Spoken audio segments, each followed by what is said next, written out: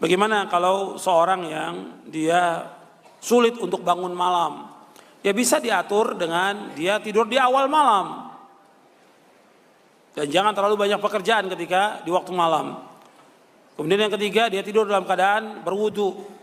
Yang keempat, dia pasang beker. Beker itu pasang, alarm pasang. Jam berapa dia mau bangun? Insya Allah kalau sudah terbiasa, itu akan mudah bangun. Meskipun nggak bangunnya jam 3, bangunnya setengah 4 menjelang subuh, ya tetap bangun. Bisa dikerjakan tahajud 2 rakaat, witirnya 1 bisa. Kalau masih ada waktu lagi bisa dikerjakan tahajudnya 4, witirnya 3. Jadi nggak mesti 11. 11 itu yang maksimal. Orang mengerjakan 2 saja tahajudnya, witirnya 1, boleh dalam syariat Islam, boleh. Atau dia hanya mengerjakan witir saja juga boleh. Sebelum tidur, karena dia pulangnya jam 12 malam. Ya kerja atau dakwah atau yang lainnya, dia witir dulu sebelum tidur. Kemudian nanti malam dia nggak bangun lagi, cukup dengan witir aja boleh. Karena iman manusia ini berbeda-beda. Tapi kita harus upaya, kalau bisa kita tahajud, lakukan. Dan witir jangan tinggalkan, karena para ulama mengingatkan para thalabatul ilm untuk bangun malam. Antum bisa lihat di buku Menuntut Ilmu Jalan Menuju Surga, saya jelaskan di buku itu tentang talibul ilm. Apalagi para dai-nya, jangan tinggalkan sholat malam. Jangan tinggalkan juga sholat witir. Karena wasiat dan nasihat para ulama demikian. Begitu juga wasiat Rasulullah kepada para sahabatnya.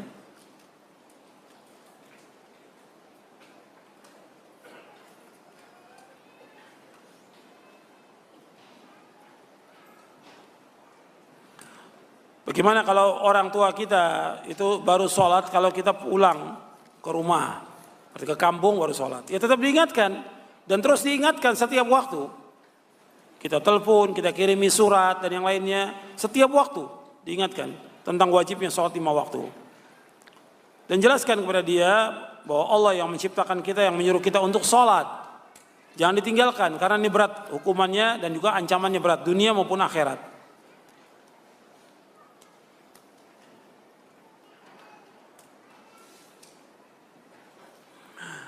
Kenapa masih ada banyak orang-orang yang sholat, tapi dia masih terus melakukan perbuatan keji dan mungkar?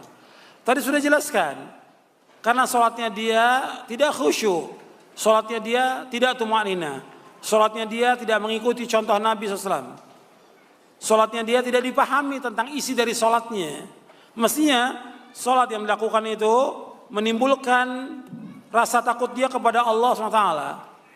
Dan dia harus ingat kepada Allah. Allah menyebutkan setelah sholat, karena Allah menyebutkan utlu ma uhi ilaika minal kitab wa aqimis shalah inna sholata tanha 'anil fahsyi wal munkar wa la dzikrullahi akbar wallahu ya'lamu ma tasna'un.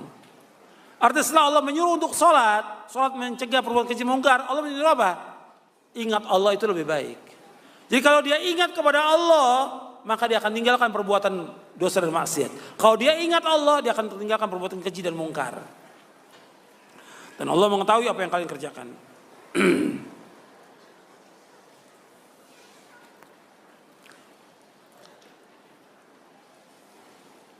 Apakah boleh atau ada dalil yang menunjukkan bahwa kita sholat tujuannya agar rezeki kita lancar? Nggak boleh. Sholat duha, sholat tahajud supaya rezekinya lancar. Nggak boleh niat gitu. Sholat kita karena Allah. Kalau kita ibadah kepada Allah dengan benar, sesuai dengan contoh Nabi, ikhlas, rezeki pasti akan diberikan oleh Allah. Pasti. Anda perhatikan, rezeki itu sudah dijamin oleh Allah. Semua makhluk ini sudah dijamin oleh Allah. Muslim maupun kafir, manusia maupun binatang, dijamin rezekinya oleh Allah. Wa ma min dabbatin illa 'ala Allahi rizquha. Enggak ada binatang ternak muka bumi yang Allah jamin rezekinya. Manusia semua dijamin rezekinya, pasti diberikan rezeki oleh Allah. Yang belum pasti soal ibadah kita kepada Allah, itu belum pasti. Yang belum pasti diterima atau tidaknya ibadah kita. Yang belum pasti kita ini bahagia atau tidak. Yang belum pasti kita ini husnul khatimah atau su'ul khatimah. Yang belum pasti kita masuk surga atau tidak, belum pasti. Rezeki pasti dijamin oleh Allah, pasti. Dan kalau kita terus ibadah kepada Allah dengan benar, kefakiran itu akan ditutup oleh Allah. Allah berfirman di dalam satu hadis yang sahih dan satu lagi hasan. Allah berfirman, "Ya bani Adam, tafarragh li ibadati amla sadraka ghinan wa asudda faqra. Wa illam taf'al mala'tu yadayka syughla wa lam asudda faqrak." Kata Nabi SAW, wahai anak Adam, Allah berfirman, wahai anak Adam, hendaklah kamu luangkan semua waktumu, luangkan untuk ibadah kepadaku.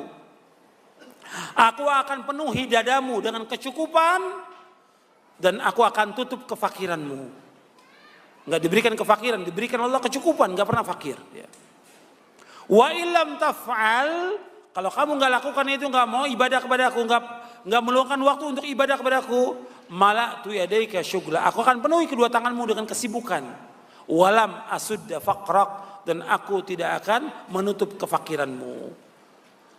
Hadis ini sahih dan disahihkan dan juga dihasankan oleh Syekh Albani dalam silsilah dalam Sahih Jami'us Shaghir dan juga dalam kitabnya Sahih At-Targhib wa Tarhib.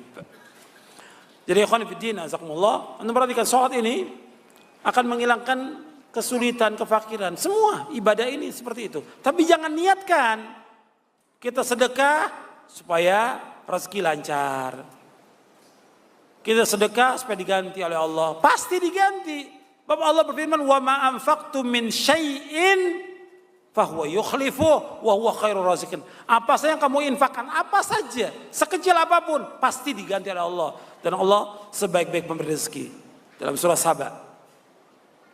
Jadi jangan kita mengharapkan sesuatu dari ibadah kita. Mengharapkan surga, ikhlas, mengharapkan jannah. Itu dalam ibadah kepada Allah. Hatta kita ibadah umrah haji, itu akan menghilangkan kefakiran, menghapuskan dosa, menghilangkan kefakiran. Sampai Nabi bersabda dalam hadis yang sahih dari Imam Tirmidzi, Ibnu Khuzaimah dan yang lainnya, kata Nabi SAW, tabi'u bainal haji wal umrah, fa innahuma yanfiyanil faqra wadh-dhunub kama yanfil kiru khabathal hadid wadh-dhahabi wal fiddah wa laysa lil hajjatil mabrurati ila jannah. Walaysa lil hajjatil mabrur jazaa'un ilal jannah. Kata Nabi, iringi haji dengan umrah. Kalau kamu sudah haji, iringin umrah. Kalau sudah umrah, iringi dengan haji lagi. Terus seperti itu. Karena keduanya, haji umrah itu pertama menghapuskan dosa, yang kedua menghilangkan kefakiran, Sebagaimana tungku api membersihkan kotoran besi, emas dan perak. Dan tidak ada ganjaran bagi haji yang mabrur kecuali sorga. Maka laksanakan ibadah kepada Allah. Insya Allah Allah akan datangkan rezeki kepada kita. Tapi jangan niatkan kita untuk itu, jangan. Maka Nabi ketika menyuruh sahabat untuk sedekah, Nabi iming-imingi dengan dunia atau tidak? Tidak. Kata Nabi, ittaqin nara walau bisyiqqi tamratin. Jaga diri kamu dari api neraka meskipun dengan apa? Sebutir kurma. Tujuan kita akhirat supaya terjaga dari api neraka. Bukan Nabi mengiming-imingi dunia. Kalau kamu sedekah, Nabi kamu dapat kekayaan dengan sedekah, usaha kamu lancar, tidak. Tapi itu sudah jaminan dari Allah Subhanahu wa taala. Tapi niatkan kita karena Allah.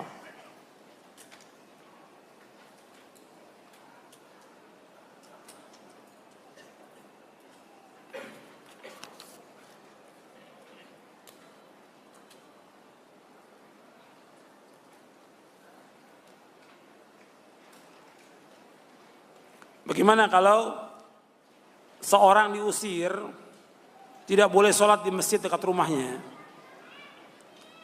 Karena beda pemahaman. Ima orang yang diusir ini nggak benar, ima yang ngusir yang nggak benar. Kenapa yang diusir nggak benar? Ya mungkin tindakannya dia kalau nggak benar sehingga diusir. Mungkin dia baru datang pertama kali sudah jago, nggak boleh usoli. Bidah, kunut bidah, ya diusir sama orang. Antum sebagai masyarakat, ya antum bergaul dengan mereka dengan cara yang baik. Antum mendatang, ikuti sholat mereka. Sholat di belakang ahlul bidah, menurut syariat Islam boleh atau tidak? Boleh, sah atau tidak? Sah. Kita harus sabar. Ya, mungkin kenapa sampai diusir? Ya mungkin ada beberapa faktor yang lain. Maka tadi saya ima dari yang diusir yang salah atau yang mengusirnya. Jadi jangan langsung, oh yang ngusir pasti salah. Belum tentu juga. Dia mengusir karena apa? Ada sebab, akibat usir ini ada sebabnya apa? Tingkah lakunya di masjid itu. Ini kadang-kadang orang sudah ngikuti sunnah ini, kadang-kadang masuk masjid orang kayak masjid sendiri. Kayak jagoan. Nyalain lampu sendiri, nyalain ini sendiri semuanya. Ya orang situ kesel. Kamu gak boleh sholat sini.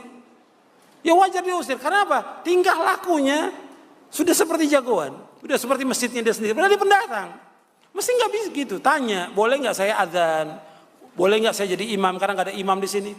Coba pakai adab, akhlak yang baik, muamalah dengan baik. Jadi ketika diusir, siapa yang salah? Jangan langsung salahkan, oh yang ngusir. Belum tentu.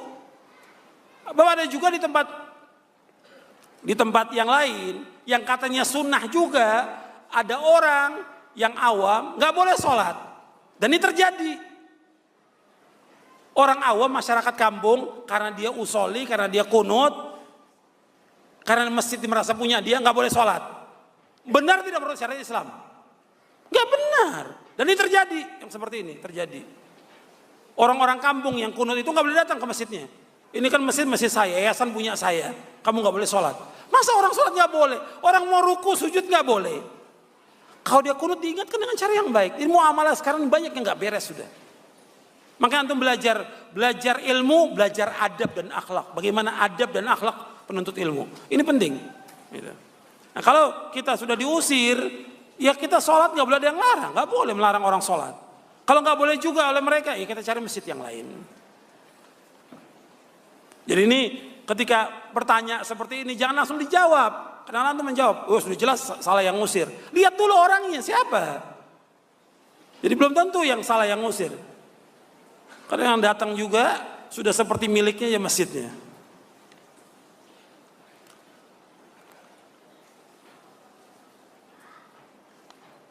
Bagaimana tentang sholat isya? Apakah sholat itu panjang waktunya sampai subuh atau sampai pertengahan? Ada dua pendapat ulama. Tapi yang kuat pendapatnya bahwa sholat isya itu ila nisfil lail awsat. Menurut hadis Muslim. Sampai pertengahan malam. Itu yang kuat. Dan itu pendapat jumhur ulama. Itu.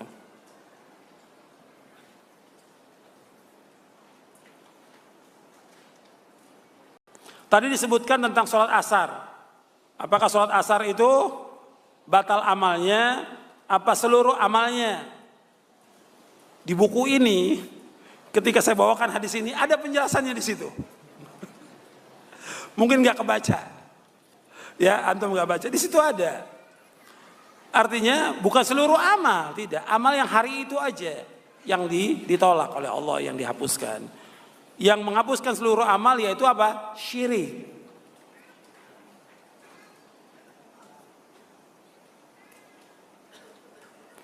Bolehkah kita sholat di awal waktu sedangkan dia masih jam kantor? Ya kita memberitahu kepada orang-orang yang di atasan itu.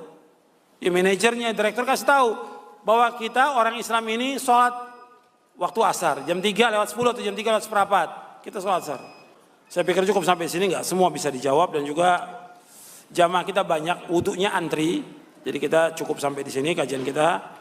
Kurang lebihnya saya mohon maaf, mudah-mudahan yang kita kaji ini bermanfaat untuk saya dan untuk antum sekalian. Wassallallahu nabiyana Muhammadin sallallahu alaihi wasallam. Subhanakallahumma wa bihamdik asyhadu an la ilaha illa anta astaghfiruka wa atubu ilaik. Assalamualaikum warahmatullahi wabarakatuh.